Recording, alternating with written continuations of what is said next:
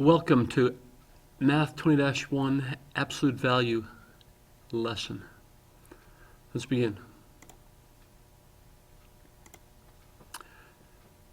The absolute value of a real number can be defined as the principal square root of the square of that number, or a simpler definition, as the distance from zero on the real number line. Let's try a few.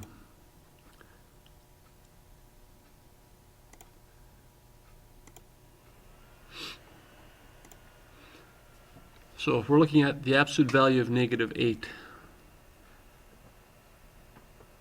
distance -8 is from 0 on the number line is 8 units.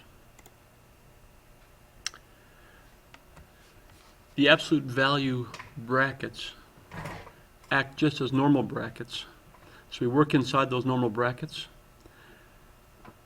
go from there. So the absolute value of 10 minus 6, we'd actually work out the value of 10 minus 6 first, being positive 4, keep the absolute value sign, and then take the absolute value of positive 4, which is 4. So the next example, take the absolute value of 6 subtract 10. We would work out a 6 subtract 10 first, which is -4, and then take the absolute value of -4, which is also positive 4. The last example, absolute value of 8 minus 12, subtract the absolute value of 2 minus 6. Again, treat them as regular brackets until we've got a single term or a single number inside the absolute value signs. So the absolute value of 8 minus 12, we would go 8 subtract 12, which is -4, and 2 subtract 6 was also -4. We would have the absolute value of -4 minus the absolute value of -4. We'd now take the absolute value of each of these individual numbers. So the absolute value of -4 is positive 4, so we end up with 4 subtract 4, which is 0.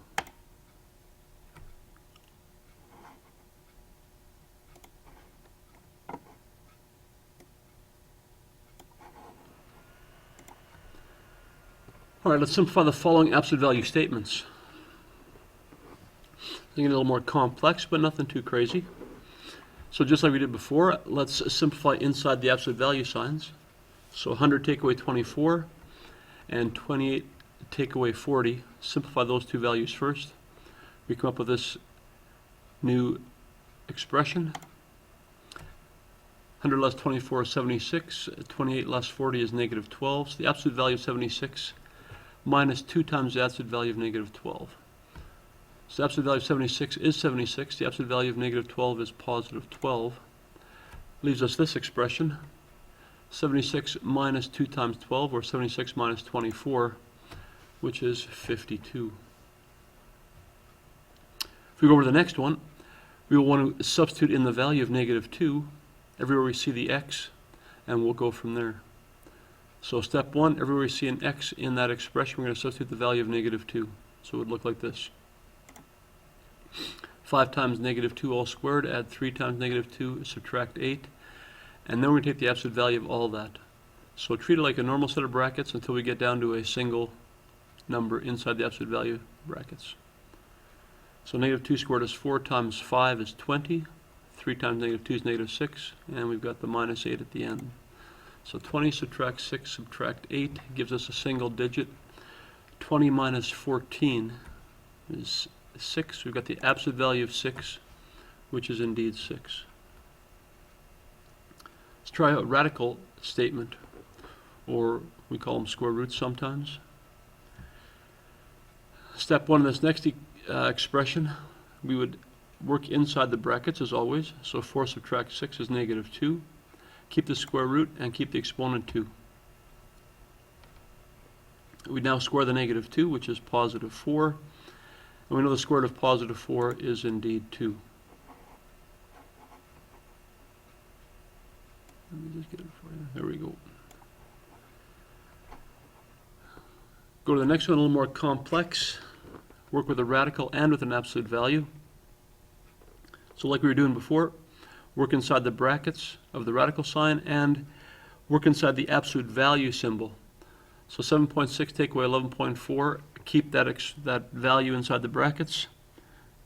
3.8, I believe, and Inside the absolute value sign, we're going to go 14.8, subtract 2, and add the 1.6 plus 3.4.